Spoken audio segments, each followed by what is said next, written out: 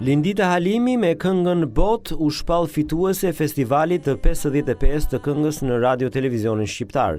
Pas këtij trofeu, Linda Halimi do të përfaqësojë Shqipërinë në Eurovision. Do të mundohem të mos ju zhgënjej, tha këngëtarja.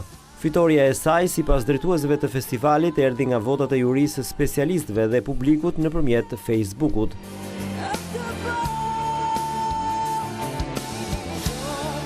Nata e tretë finale e festivalit të 55 ka nisur me një retrospektiv mbreslënse.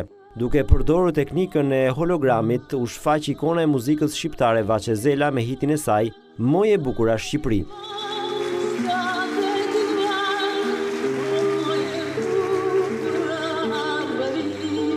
Shfaqja e vërtet magjike u duartrokit gjatë nga publiku.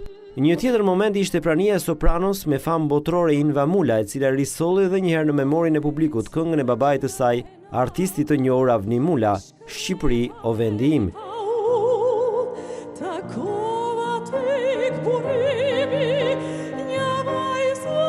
Duartrokitje solli dhe një kolazh i përzgjedhur nga këngët e festivaleve ndërvite në radio televizionin shqiptar, kënduar nga Ledina Çelo dhe Sidrit Beleri.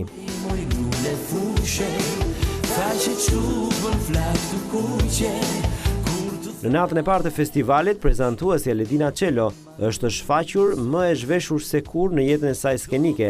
Kjo mënyrë prezantimi ende është objekt i debateve, nëse formati i festivalit tradicional të këngës duhet ketë dhe mënyra të tilla prezantimi. Festivali 55 e ka mbyllur siparën e tij, por debatet që kanë nisur që në natën e parë pritet të vazhdojnë gjatë. Jo vetëm për probleme të prezantimit, por dhe të skenarit apo profesionalizmit muzikor.